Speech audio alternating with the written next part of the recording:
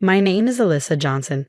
I'm 23 years old, and I've been working at my father's company. I'm also married to Nathan, who's 29, and we've been together for 2 years.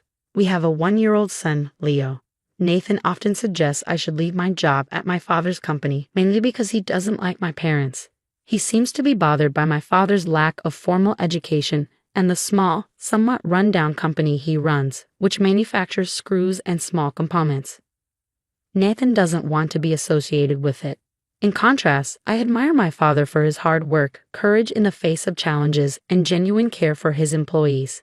I have no plans to leave my father's company. Nathan also seems to dislike that I respect my father more than him. One morning, while having breakfast with Nathan and our son, Leo, he brought up the topic again. Alyssa, you should consider a job at a bigger company. You graduated from a prestigious university and you're beautiful. I'd love to boast about you at work, but I can't because of where you work now. Besides, I earn enough for us. Why don't you consider staying home instead? These conversations always end the same way, with me telling Nathan I won't quit my father's company. Typically, Nathan responds with remarks like, "You're the only one in the world who doesn't listen to me," or, "If you keep this up, it will be harder for us to stay together." Then he usually leaves the room. Later, he often does something petty to upset me and then gloats, asking if I'll listen to him now.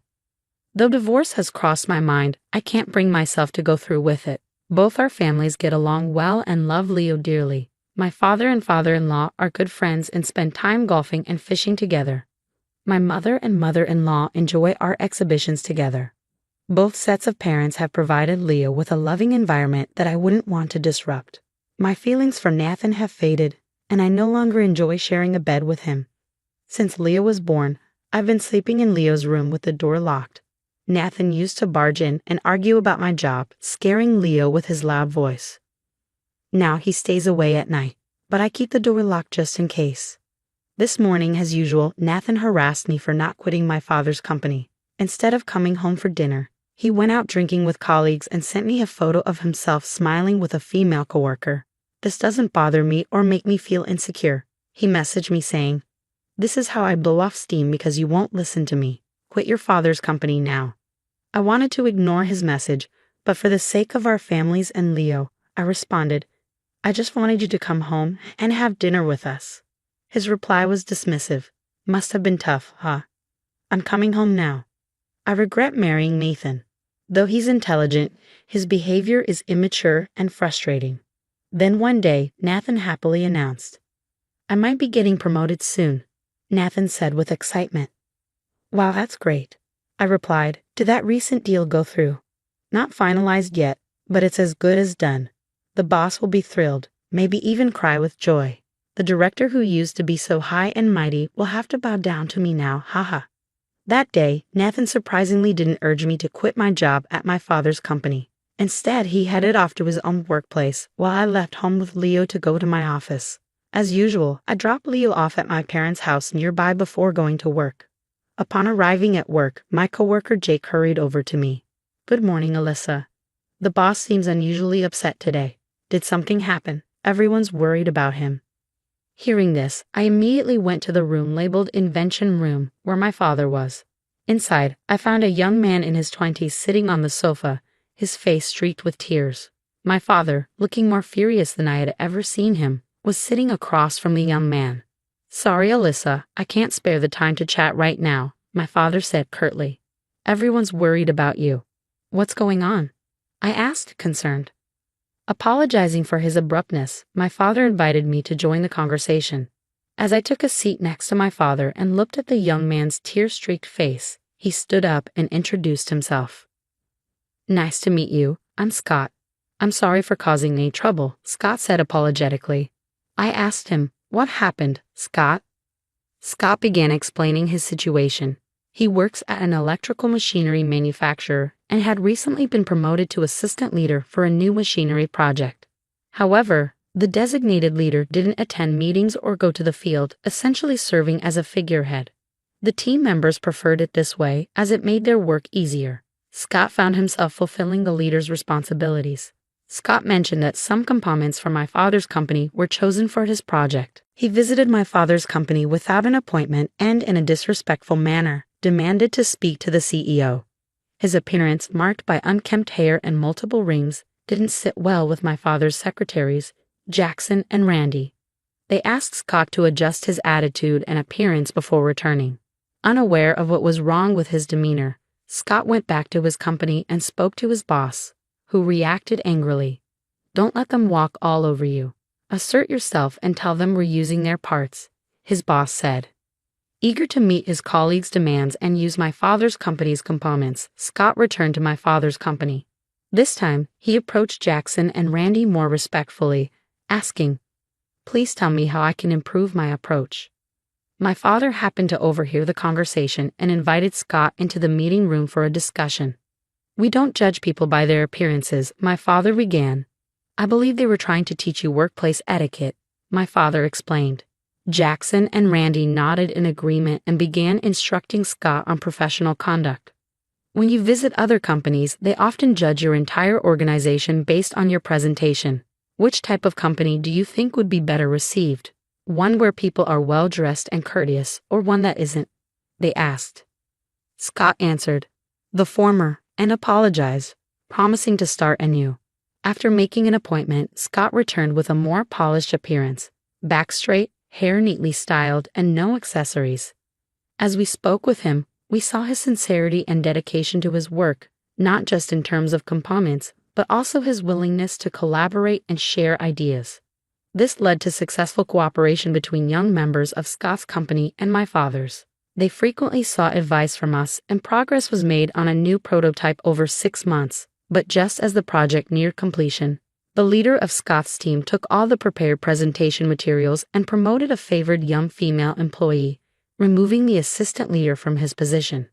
The team and collaborators strongly opposed this, but were silenced with threats of spreading rumors and making their work life difficult. Upon hearing this, my father was enraged. Jackson, who had been listening, commented, "Those rumors are just lies, right? You shouldn't be scared of them." Scott explained that the assistant leader's removal was due to reporting a violation of working hours to the HR department. Despite facing severe warnings, he stood his ground. Scott returned to my father's company because he was frustrated with the changes and wanted to discuss everything. "You should leave that company and come work for us, right, boss?" Jackson suggested. My father, impersonating a character from an iconic Western movie, made everyone but Scott burst into laughter. Scott responded, "Despite the serious work you do, you all seem to enjoy yourselves. I've always admired that, and I want to work with you all," he said with tears in his eyes as he bowed to my father. As I listened to Scott's story, something continued to bother me, prompting me to ask him a question. I asked, "What's the name of your company?" And when Scott responded, it turned out to be the same machinery manufacturing company where my husband worked. Hesitantly, I asked further, "Can I ask the name of your team leader?" As I had feared, Scott answered, "His name is Nathan Johnson." My father and I exchanged a shocked glance and held our heads in disbelief. After a moment of silence, Randy commented, "Ah, I knew I'd heard that name before. It's Alyssa's husband." I explained to Scott, "I'm sorry, but Nathan is my husband." Scott responded, "He's the one who gave me the opportunity to work at this company, so I'm actually grateful to him for that." Jackson seemed to have a concern on his mind and asked cautiously, "Given that Alyssa's here, does the favored female employee have any connection to your husband?" Scott looked at me nervously, unsure of how to proceed. I reassured him, "Don't worry about it. I'm in a sham marriage with my husband. I don't have feelings for him anymore." This revelation took my father by surprise. After apologizing to my father for causing him distress, I opened up about all the difficulties I've been experiencing every day, explaining why I hadn't spoken up sooner. He listened and finally understood the situation. "No wonder my grandson Leo hasn't been very affectionate with me then," he said. He went on to say, "I've lived a life I'm proud of, so I don't care what anyone says about me. But it must be tough for Alyssa to keep hearing negative things about her parents. Don't worry though, I'll maintain my relationship with their parents since they're family and friends. If you ever want to come home, you're always welcome." His words lifted a weight off my shoulders. Jackson then asked Scott, "And what about the relationship between your husband and the favored female employee?" Scott replied, "There are no concrete facts, just rumors circulating. But several employees have witnessed the two of them coming out of meeting rooms or document rooms together. A few have even seen them going out for lunch. At this point, Randy made a phone call. "Hey, I have a situation I'd like you to investigate. Can you come to the office right now?" He asked the person on the other end of the line. Once he hung up, he said, "I'm going to have a friend from a private investigation agency look into this." Jackson then picked up the phone and started dialing, saying, "Hello. I need a lawyer who specializes in divorce cases involving infidelity. Can you come to the office right now?" "Thanks," Jackson said into the phone. As Jackson and Randy made progress with their calls, my dad chuckled and said, "Your ability to take swift action is one of your greatest strengths." Scott offered to keep a close watch on Nathan and the favored female employee for the time being. Everyone then returned to their respective work areas, and my father reassured the concerned employees by saying, "I'm sorry for causing you all worry, but it looks like we can find humor in a situation now. Thank you as always." The employees' smiles returned, and the usual lively atmosphere was restored in the workplace.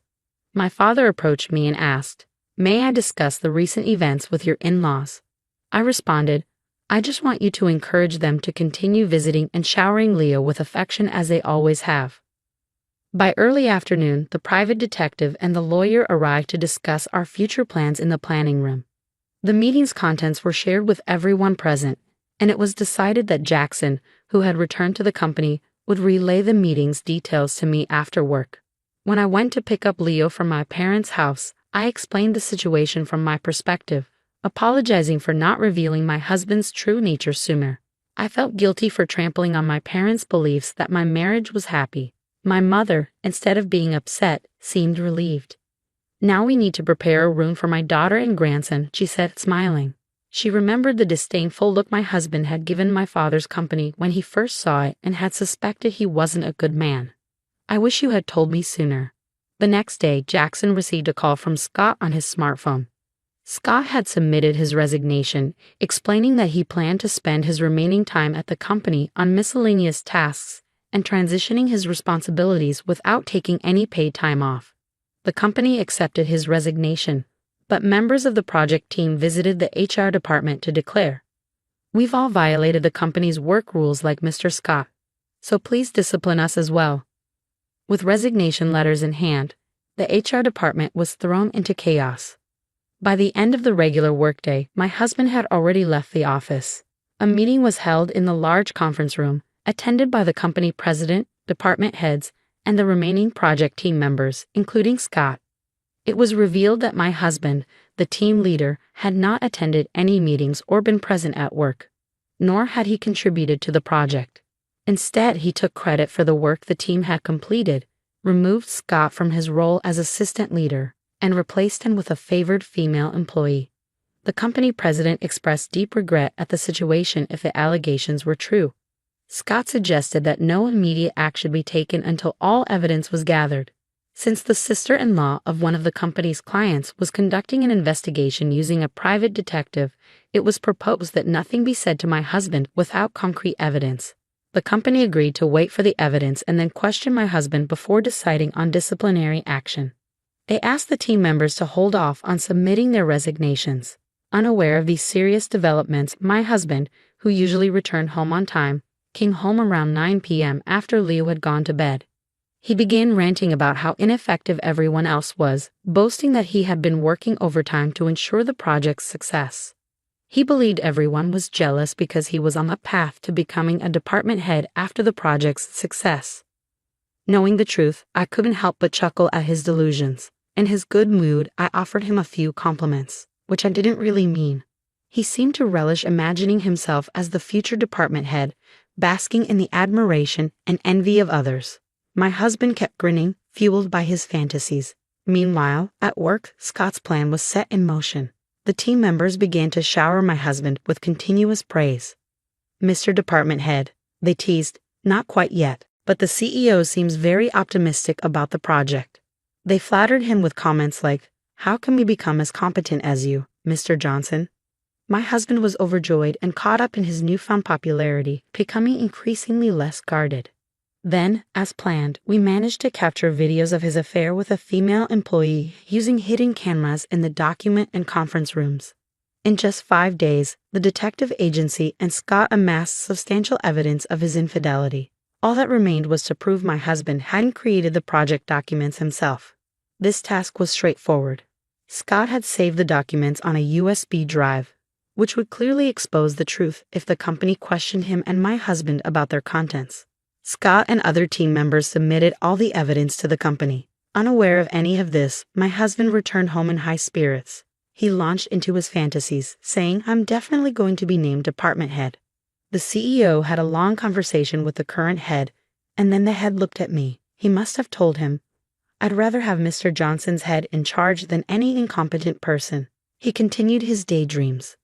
"This will widen the gap between your father's company and mine even more. You should quit your job and become a full-time housewife. You'll be the wife of a department head," he said. I responded loudly, feigning anger. "Your parents would be furious if they knew you were mocking mine. You know they're close friends. I take pride in my work and enjoy it. I'm not quitting." My husband snapped back, "Never invite your parents to our family events again. If you don't like it, get out. I'll have women lining up for me once I become department head." When I asked if he was certain, he retorted, "What do you mean? Don't contact me again." So I replied, "All right, I'll leave," and hadn't signed the divorce papers I prepared. The next morning, I watched him leave for work in silence. Then I called my father to help me move. As my father, his coworkers, and I loaded our belongings onto a truck, my in-laws arrived offering their assistance. "We came to help," they said, and we exchanged apologies. "Thank you for allowing us to be Leo's grandparents. Our fool of a son is disowned. We're counting on you now, Alyssa," they said, bowing their heads. I held their hands and bowed in return, expressing my gratitude. My father said, "Let's hurry and move everything so we can relax at home," to which my father-in-law agreed. "Let's do that," as they both continued to help with the move. Once we finished the move, in front of my parents and in-laws, I showed them the signed divorce papers and explained that I was parting ways with my husband. My in-laws repeatedly apologized, but my father reassured them, saying, "Let's keep getting along, Ken," and gave my father-in-law a friendly pat on the knee. My mother chimed in, "Mary, let's continue our embroidery sessions together. There's an art exhibition next week. Let's go." She gave my mother-in-law an affectionate pat on the knee. "Ken, Mary, why don't you stay at our house tonight for some drinks?" My father offered, bringing out the beverages. My father-in-law accepted. "Thanks, we'll take you up on that offer tonight." The cordial interaction brought my parents and in-laws even closer, without me feeling like I was intruding. That night, I decided to go to Leo's room and rest. The next day, my husband was summoned to a conference room by the company's executives, including the CEO and department head. Also present were Scott, the team members, and the female employee he had an affair with. The CEO conducted the hearing himself, questioning my husband about whether he had tried to claim the project as his own without contributing to it and stealing the completed documents. Since Scott and the team members were there, my husband couldn't find an excuse and remained silent. The CEO, growing impatient, demanded loudly, "Well, what do you have to say?" Under pressure, my husband quickly admitted to his actions. Next, the CEO questioned him about why he had demoted Scott from the sub-leader position and replaced him with the female employee. My husband tried to justify it by saying she was more capable than Scott. The department head countered, "You're saying the woman who only serves tea and makes copies is more capable than Mr. Scott." My husband bit his lip, lowering his head in silence. The CEO then projected still images from video footage taken in the conference room and document room, leaving both my husband and the female employee, Alice, looking pale. The CEO asked Alice, "Miss Ford, what is the meaning of this?" Alice responded without hesitation, explaining that Mr. Johnson had promised her an easier time at work if they were together, but she hadn't been serious about the relationship since she already had a boyfriend. "I just considered it part of the job," she added. My husband, enraged by her response, exclaimed, "You had a boyfriend? You cheating woman. You've ruined my life." Alice snapped back, "You have a wife, Tim Nathan. Don't get mad at me." The argument between them escalated, prompting the CEO to interrupt. "Enough. The fact-finding is over. I'll inform you of the disciplinary action later. Until then, Mr. Johnson and Miss Ford, you are both suspended and must stay home." With that, the CEO left the conference room, and everyone else followed suit. My husband was eventually reassigned to a manual job in the basement, sorting documents in what was known as the company's useless department. Alice, who struggled at the office after her boyfriend found out about the affair, eventually resigned. A lawyer had drawn up an agreement for them to sign, with my husband required to pay me $3 million and Alice $2 million in compensation. Both had to take out loans from finance companies to make the payments. Additionally, my husband agreed to pay an extra $5,000 per month for Leo's child support. A few months later, my husband, now disowned by his parents, was working 2 jobs, one at a convenience store during the day and another as a security guard at night. He lived alone in a run-down apartment and looked much older than his years. As someone who saw him remarked, he appeared to be around 60 years old. The mahogany doors of Harrison International's boardroom felt heavier than usual as I pushed them open that morning. 24 pairs of eyes turned to me, none friendly, all waiting. My Uncle Marcus's smirk told me everything I needed to know. This wasn't a regular quarterly meeting. I'm Alexander Harrison, and until exactly 9:47 a.m. that Thursday morning, I was the Chief Strategy Officer of Harrison International, a company my grandfather built from nothing into a $12 billion energy infrastructure giant. More importantly, I was the one who had spent the last 3 years building our Middle Eastern partnerships, particularly the landmark $2 billion Saudi development deal that would transform the company's future. "Sit down, Alexandra," Uncle Marcus commanded from the head of the table, my father's old seat. He'd claimed it after Dad's heart attack last year, along with the CEO position that should have been mine. "We have serious matters to discuss." I took my usual seat, calm despite the tension crackling through the air. My hand instinctively touched the small silver pendant at my neck, a gift from my father, and unknown to everyone else in the room, a high-fidelity recording device. I'd started wearing it to meetings 6 months ago, when I first noticed documents disappearing from my office and private conversations mysteriously reaching our competitors. "The board has convened this emergency session," Marcus continued, shuffling papers importantly, "to address grave concerns about the company's strategic direction, specifically regarding our Middle Eastern expansion." My heart rate picked up, but I kept my face neutral. I'd expected this, planned for it even. The Saudi deal was too big, too transformative for Marcus to let me complete it. Success would have cemented my position as the natural heir to Harrison International. "Our review indicates gross mismanagement of the Saudi negotiations," he declared, his voice dripping with fake concern. "Unauthorized promises, misrepresented capabilities, and frankly, amateur handling of delicate cultural sensitivities." The lies rolled off his tongue smoothly. He'd clearly been practicing. Around the table, board members nodded gravely. Most were Marcus's golf buddies or business school classmates, installed over the years through careful maneuvering. "That's absolutely false," I stated calmly, pulling out my tablet. "I can show you the detailed negotiation records." "No need," Marcus cut me off. "We've seen enough. Prince Abdullah's office has already expressed serious reservations about continuing our partnership." Now that was interesting. I'd spoken with Adil, Prince Abdullah's chief advisor, just yesterday.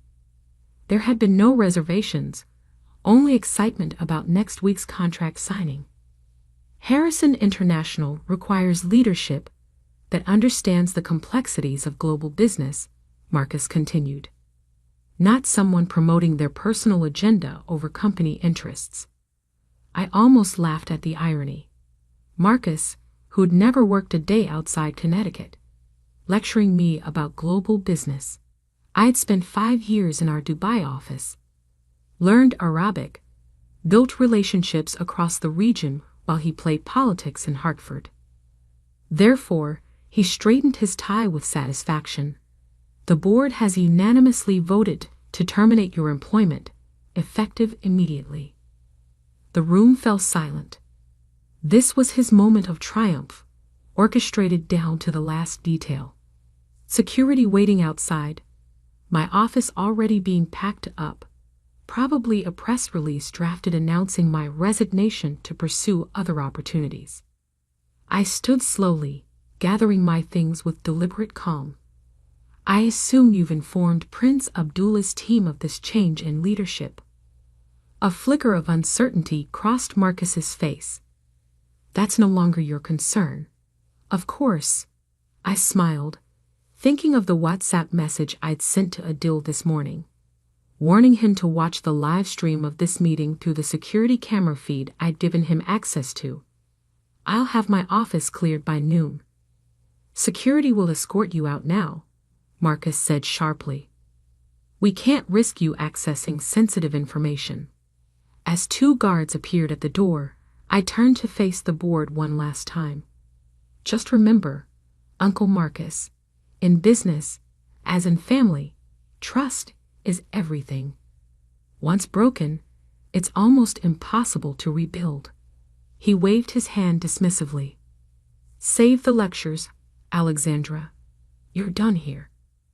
I let the guards lead me out, past shocked employees, and through the marble lobby of the building my grandfather had built.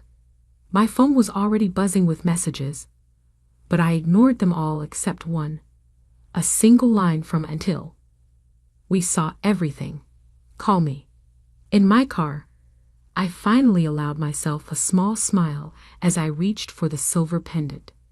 The recording would be useful, but it wasn't my real insurance policy. No.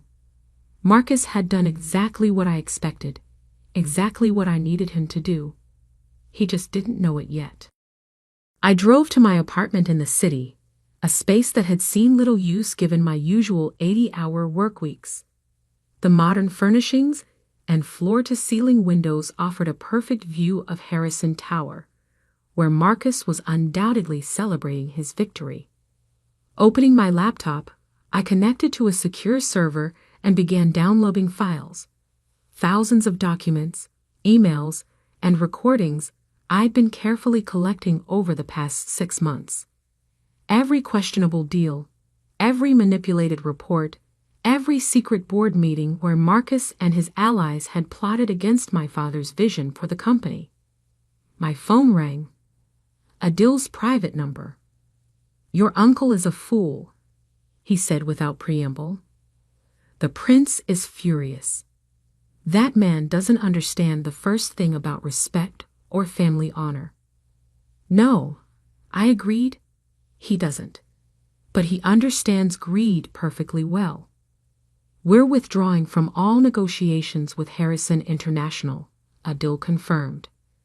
The prince has already signed the termination papers. But Alexandra, he's very interested in your alternative proposal. I'd looked at the business plan open on my screen.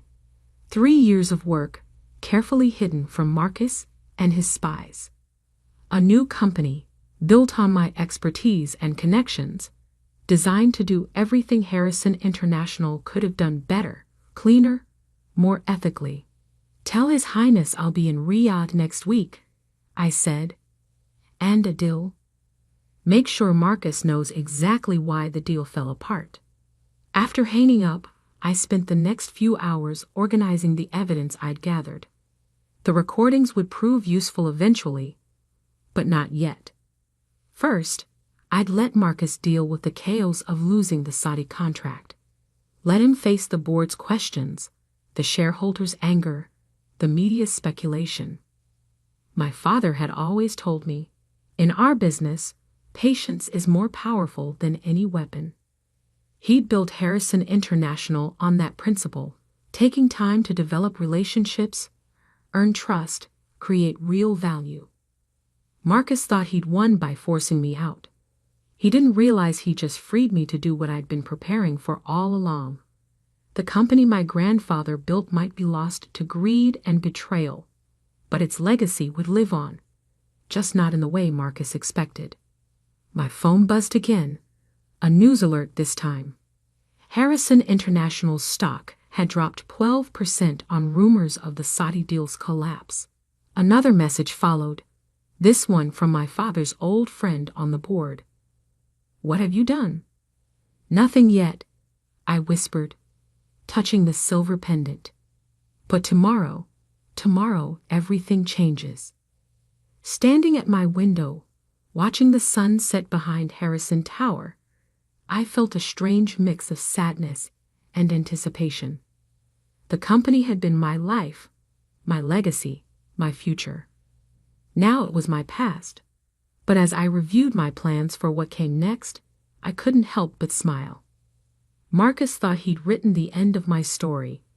He didn't realize he just helped me begin a new one. The real work would start tomorrow.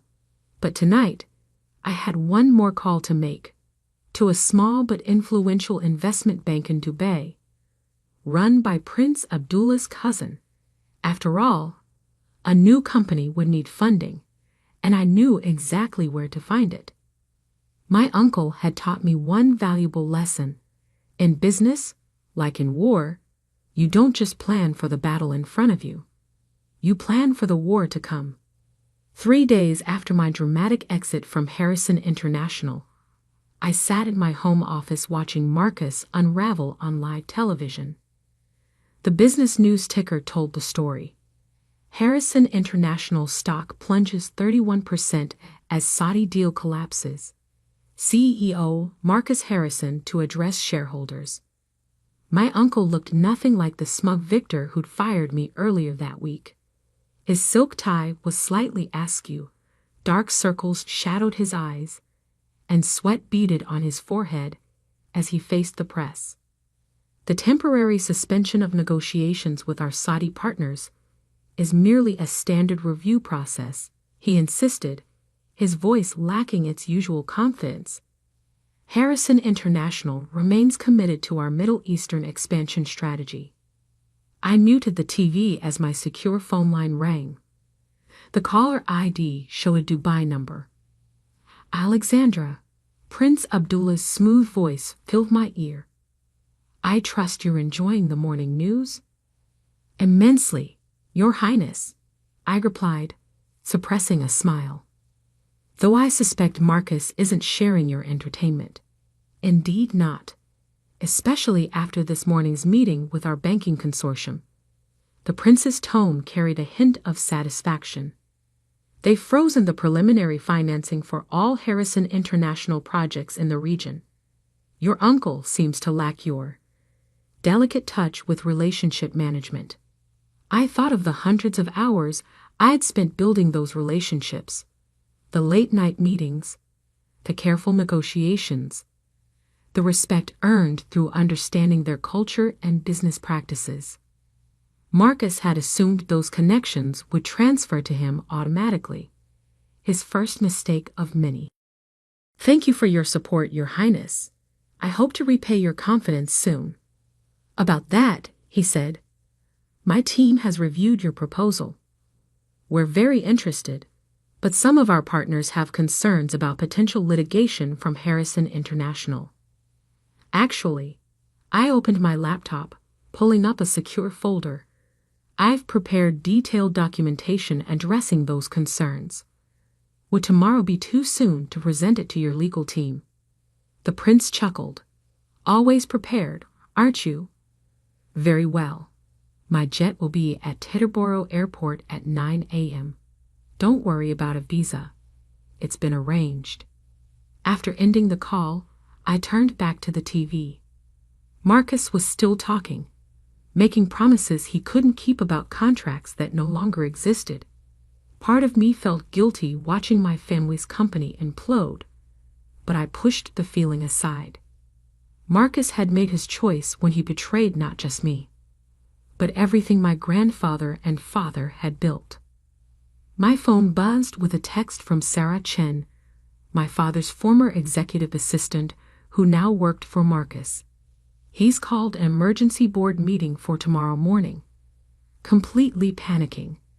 "Thought you should know."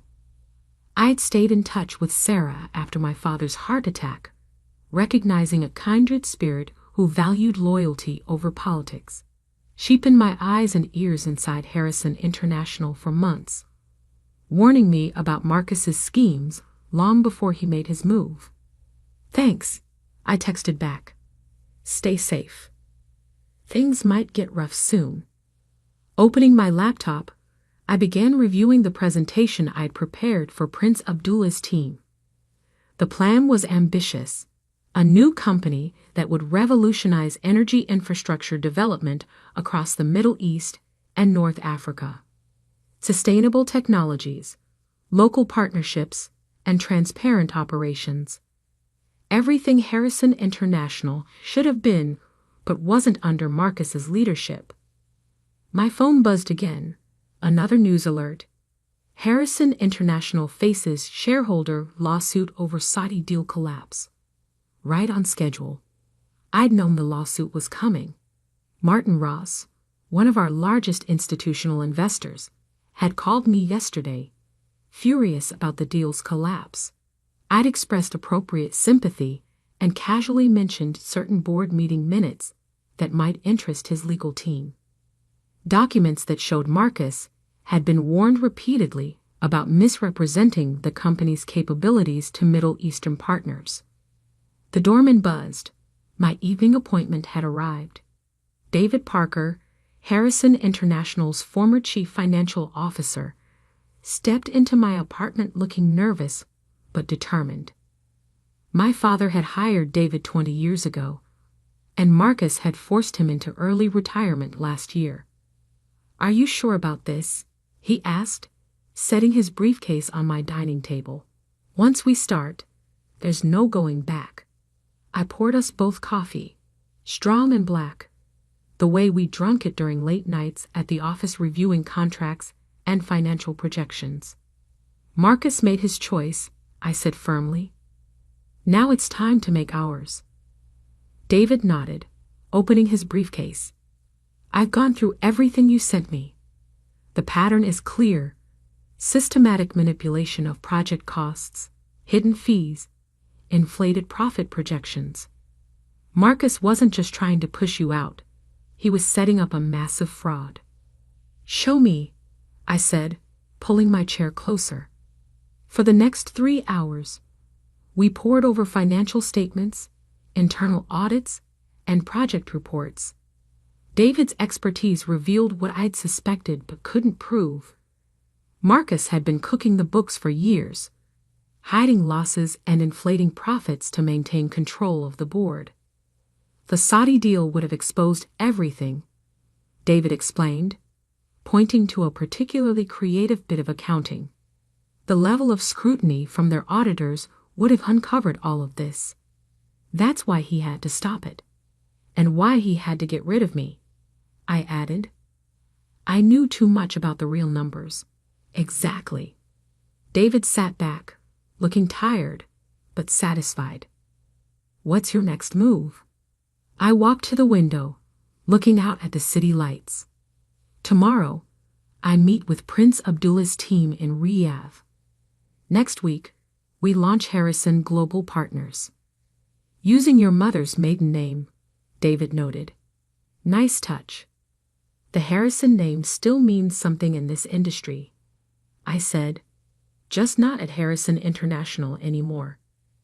David was quiet for a moment. "Your father would be proud, you know. Not just of the business plan, but of how you've handled all this. Taking the high road, building something new instead of just seeking revenge." I thought of my father, remembering our last conversation before his heart attack. He'd warned me about Marcus, made me promise to protect his legacy. At the time, I thought he meant the company. Now I understood he meant something more important: integrity, vision, the right way of doing business. "Will you come with me?" I asked David. "I need a CFO I can trust." He smiled, gathering his papers. "I thought you'd never ask. Someone has to keep your books straight." After David left, I spent another hour refining my presentation for tomorrow. The pieces were falling into place: financing from Prince Abdullah's consortium, operational expertise from David and other former Harrison International executives, Marcus had pushed out contracts ready to be signed with key clients who followed me. My phone buzzed one last time that night. An email from Adil. Board meeting didn't go well for your uncle. 3 directors resigned. Others asking questions about financial reports. He's scared. Good, I thought. He should be. The next morning, as my car approached Teterboro Airport, I saw the Harrison International logo on a billboard. My grandfather's signature turned into a corporate symbol. Soon that logo would be as outdated as Marcus's way of doing business. My new company's logo was already designed, incorporating elements of Islamic geometry with modern clean lines. A bridge between cultures, just like our business model. Prince Abdullah's team had seen preliminary sketches and approved enthusiastically.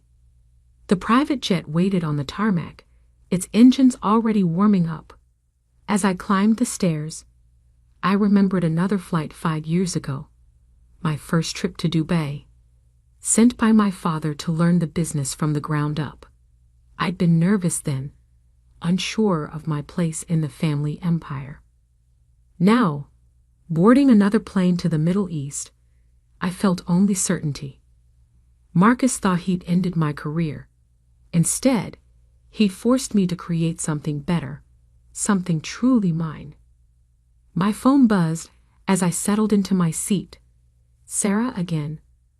Marcus just fired the entire Middle East division. Complete chaos here. I turned off my phone as the jet began taxiing. Let Marcus burn bridges. I was building new ones. The 14-hour flight to Riyadh gave me time to perfect my presentation and review the contracts David had prepared. Everything had to be perfect. This wasn't just about business anymore. It was about showing a better way to operate in a complex global environment. I thought about the recordings still saved in my silver pendant, evidence of Marcus's lies and manipulation. I hadn't released it yet, hadn't needed to. His own actions were doing more damage than any exposed secrets could.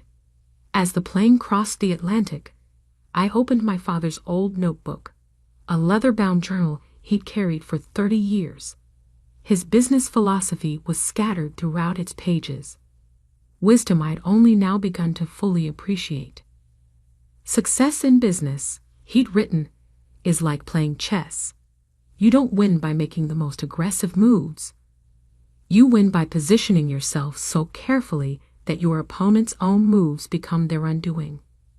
Marcus was aggressive, playing for quick wins and immediate gratification. I was playing a longer game, one that would reshape not just one company, but an entire industry. The sun was setting over the Saudi desert when we began our descent into Riyadh. In the fading light, the modern skyline looked like something from a science fiction movie, a vision of the future rising from ancient sands. My future was out there too, waiting to be built. Tomorrow, I would stand before Prince Abdullah and his advisors, not as a displaced heir to a troubled company, but as the founder of something new and transformative. Marcus had taught me one final lesson. Sometimes losing everything is the only way to discover what you're truly capable of building. As the plane touched down, my phone reconnected to the network. Dozens of messages waited, but only one mattered, from Martin Ross, the institutional investor. Board meeting leaked. Marcus claiming Saudi deal collapsed due to your interference, demanding investigation.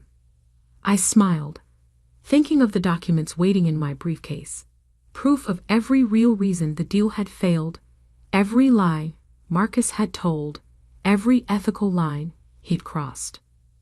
Let him investigate. Let him dig deeper. The hole he was digging would only make his fall more spectacular. Tomorrow would bring new challenges, new opportunities, new battles to fight. But tonight, watching the Riyadh lights grow closer, I felt only peace. The kind of peace that comes from knowing you're exactly where you're supposed to be, doing exactly what you were meant to do. Marcus thought he'd written my ending. He didn't realize he'd only written my beginning.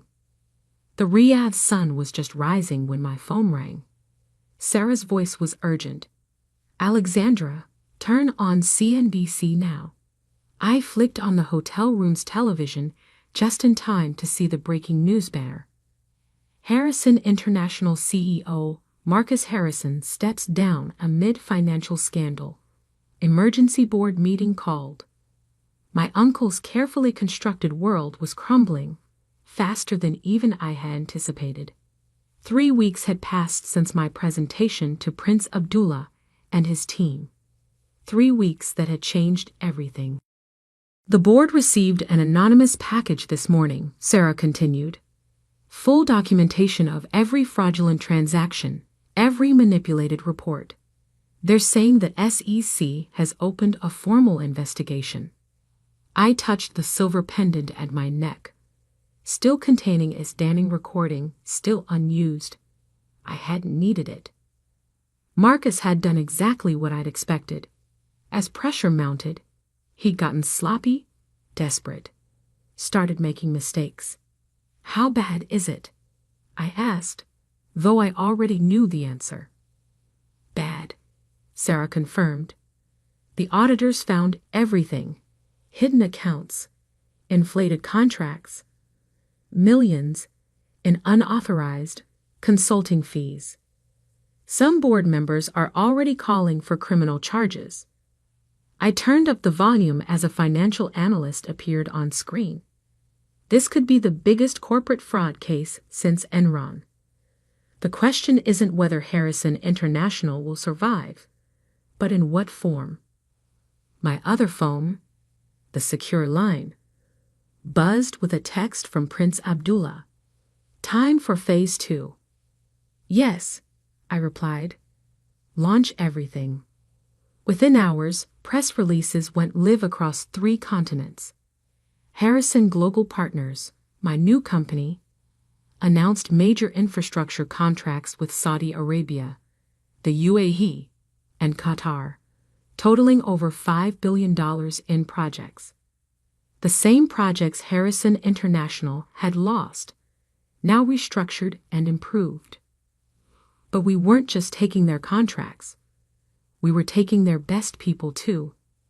David Parker, now my CFO, had spent weeks quietly recruiting key executives and project managers from Harrison International. People who'd been marginalized under Marcus's leadership, who believed in my father's vision of ethical, sustainable business practices. "Alexandra," my assistant knocked on the hotel room door. "Prince Abdullah's car is here." The drive through Riyadh's bustling financial district felt surreal. Massive digital billboards already displayed our new company logo, modern yet respectful of traditional design, just like our business model. In the prince's private office, dozens of people waited: business leaders, government officials, media representatives. This wasn't just another contract signing.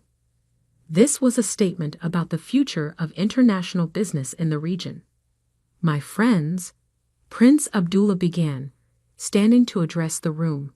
"Today we witness not just the birth of a new company, but a new way of doing business. Harrison Global Partners represents everything we value: respect for tradition while embracing innovation, profit with purpose, partnerships built on trust." I caught my reflection in the window as I walked to the podium. Power suit perfectly pressed, mother's pearls at my neck beside the silver pendant, father's journal in my briefcase. 3 generations of Harrison business wisdom, reimagined for a new era. "Thank you, Your Highness," I began. "When my grandfather founded Harrison International 50 years ago, he believed business could be both profitable and principled. That vision got lost somewhere along the way, but it wasn't destroyed. It was just waiting for the right moment to be reborn. As I outlined our plans, renewable energy infrastructure, local workforce development, transparent governance. I saw heads nodding, faces lighting up with recognition. This was what they'd wanted all along, not just projects and profits, but true partnership. My phone buzzed discreetly. Another message from Sarah. Marcus just tried to delete the server backups. It stopped him. He's barricaded in his office with security outside. I pushed the image aside, focusing on the contracts being passed around the table. Signature after signature, handshake after handshake. Years of relationship building paying off in ways Marcus had never understood. Back in my hotel suite that evening, I finally allowed myself to watch the full coverage of Harrison International's implosion. The stock had been halted after falling 60%. Board members were resigning hourly. Class action lawsuits were being filed. David called just before midnight. "You need to see this email. Marcus tried to transfer $50 million to a Cayman Islands account this afternoon. Treasury caught it. Forward it to the SEC," I instructed. "And David? Make sure our first quarter numbers are perfect. We're going to be under a microscope after this." "Already done," he assured me. "By the way, the talent acquisition team says we've received over 300 resumes from Harrison International employees since this morning." I wasn't surprised. Good people want to work for good companies. Marcus had forgotten that basic truth. The next morning brought an unexpected call from my father's hospital room in Connecticut. "I saw the news," he said, his voice stronger than it had been in months. "Both sets of news." "Dad," "You did exactly right." He cut me off. The company needed this wake-up call. Marcus needed to be stopped. "I didn't want it to end this way," I admitted. "No, but you were prepared for it. That's what makes you a better leader than your uncle ever was." He paused. "I'm transferring my Harrison International shares to your new company's employee ownership trust." I sat down, stunned. Those shares, nearly 15% of the company, were worth hundreds of millions, even at the currently depressed price. "The workers shouldn't suffer for Marcus's crimes," Dad continued. "This way, they have a choice: stay with what's left of Harrison International or join something new, something better." Tears pricked my eyes. "Thank you, Dad." "Don't thank me. Just build something worthy of the trust people are placing in you." Over the next week, events moved at lightning speed. Marcus was arrested trying to board a private plane to Venezuela. The SEC appointed an independent monitor to oversee Harrison International. Our new headquarters in Dubai neared completion. Then came the morning I'd been both anticipating and dreading. 1 month to the day after Marcus had fired me, I stood in the lobby of Harrison Tower. Not as an employee, but as a competitor, a creator, a leader in my own right. The security guards, the same ones who had escorted me out, nodded respectfully as I passed. News travels fast in corporate circles. Success commands its own kind of authority. The boardroom looked exactly the same. Mahogany doors, leather chairs, my grandfather's portrait on the wall. But the people were different. Independent directors now, appointed by the shareholders' committee. No more country club cronies. "Thank you for coming, Ms. Harrison," the new board chairman began. "We've asked you here to discuss a possible merger between Harrison International and Harrison Global Partners." I opened my father's journal, drawing strength from his wisdom. "I appreciate the offer, but no. Harrison International needs to clean house, rebuild trust, find its own way forward. Meanwhile, we're creating something new, something that never could have existed within the old structure. Even if we offered you the CEO position?" I smiled, thinking of my office in Dubai, overlooking the future. I already have a company to run. Later that day, I visited my father in the hospital. His room was filled with flowers, not from family or social climbers, but from employees, clients, and partners who remembered how he'd run the company. "You saw the board?" he asked. I nodded. "They wanted a merger. I declined." "Good." He pointed to the small table beside his bed. "That came for you this morning." A simple envelope lay there, addressed to me in my grandfather's distinctive handwriting. Inside was a single sheet of paper, dated just before his death. "My dearest Alexandra, if you're reading this, then everything I feared about Marcus has come to pass, and everything I hoped for in you has proven true. Power corrupts, but purpose sustains. Never forget the difference. Your loving grandfather, William Harrison." I folded the letter carefully, tucking it into the journal beside my father's bed. "The Saudi contracts begin next month," I told him. "We're revolutionizing how infrastructure projects are developed in the region. Sustainable technology, local partnerships, complete transparency. Everything the company should have been." He nodded. "Everything it will be," I corrected, "just with a different name and a better foundation." 1 year later, I stood on the stage at the Middle East Energy Conference, accepting the Innovation in Sustainable Development Award. Harrison Global Partners had exceeded every projection, not just in profits, but in positive impact. Marcus watched the ceremony on a prison television, serving year 1 of a 15-year sentence for securities fraud. The company he tried to steal had collapsed under the weight of his crimes, but its people had found new homes, new purposes, new futures. As I looked out over the audience, faces from a dozen countries, cultures, and backgrounds, I saw not just business success, but my grandfather's vision reborn. Power used wisely, profit with principle, purpose aligned with progress. Business is never just about money, I told them. It's about legacy, about the kind of world we help create. Sometimes the worst betrayals lead us to our best opportunities.